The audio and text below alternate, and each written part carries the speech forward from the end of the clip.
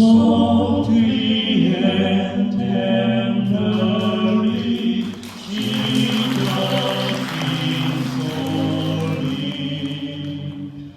calling for you and for me. See on the borders is waiting and watching, watching for you and for me.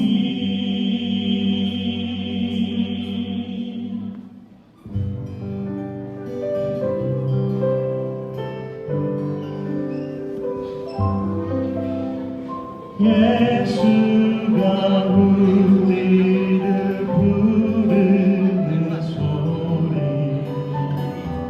큰 성 붙들어 문 앞에 나와서 사명을 보며 우리를 기다리네. 오라 오라 오라 방황치 말고 오라 죄 있는 자들아 이리로 오라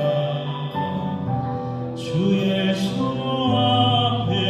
오라 간절히 오라고 부르실 때에 우리는 진정하랴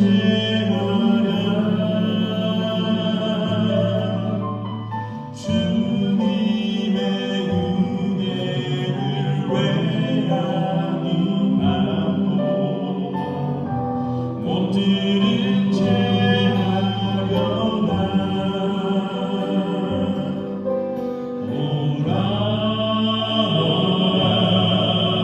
오라 오라 방황치 말고 오라 죄 있는 자들아 이리로 오라 주 예수 앞에 오라 우리를 위하여 예비해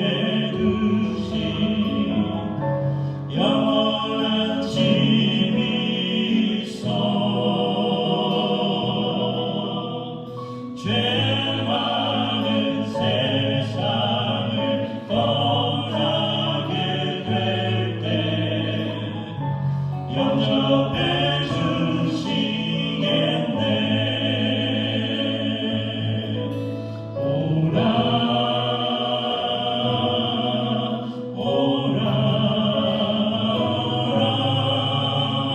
방황치 말고 오라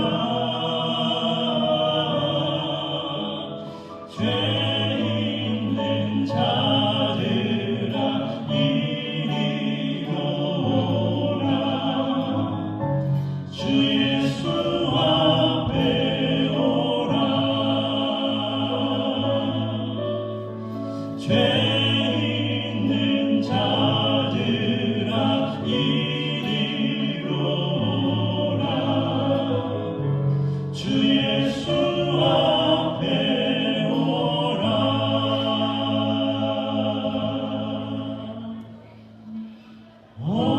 Holy sweet tenderly, Jesus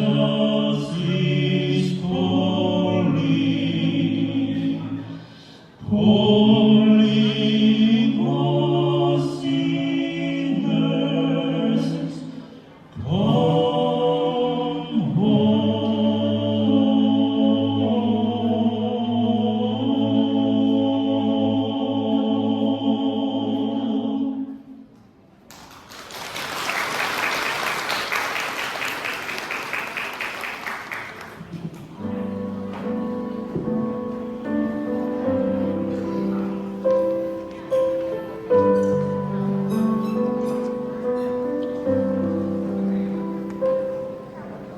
ด้วยพระคุณและความรักของพระบิดา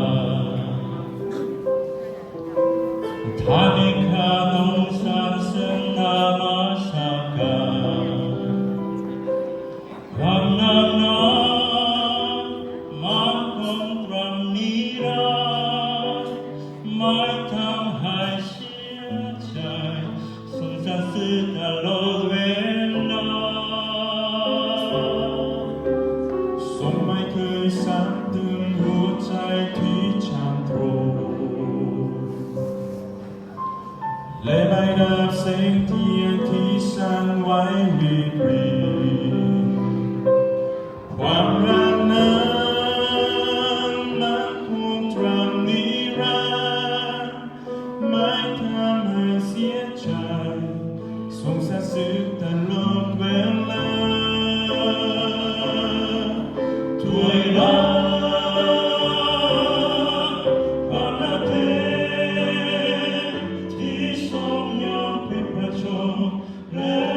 ฟื้นคืนพระชนเพื่อข้าคือองค์พระเยซูความรักแท้กลับคืนหัวใจชีวิตนี้ไม่ว่าอำนาจบางใดหรือพ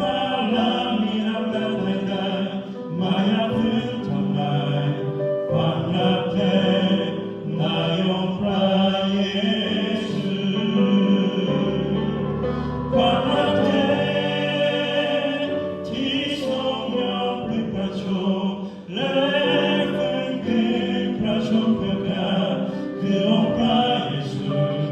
ความรักแท้กลับคืนหัวใจชีวิตนี้ไม่ว่าอำนาจบางใดหรือพลังมีอำนาจใดๆไม่อาจฝืนทำลายความรักแท้ในองค์พระเยซู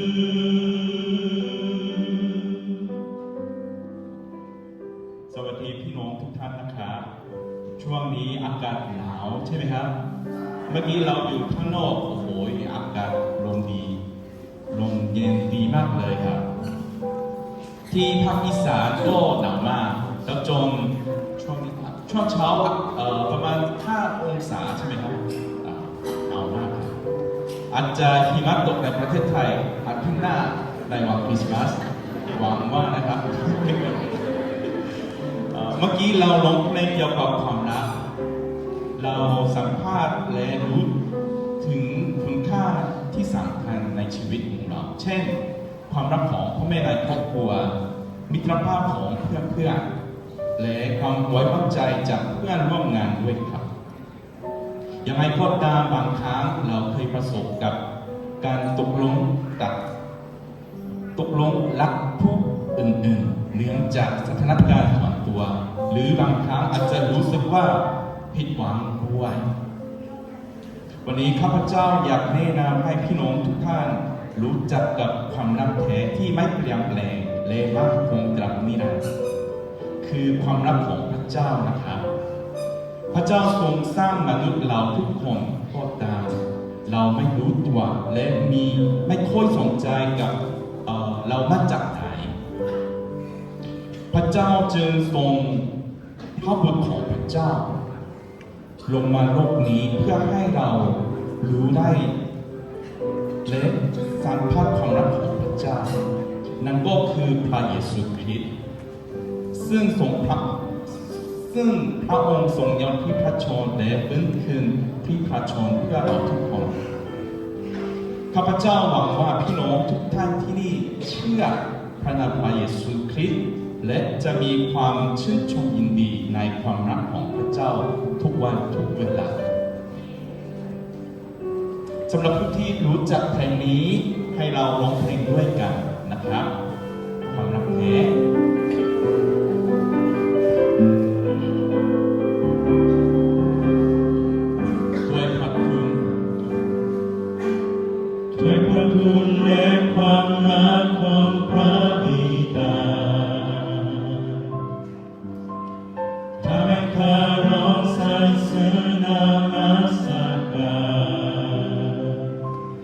ความรักนั้น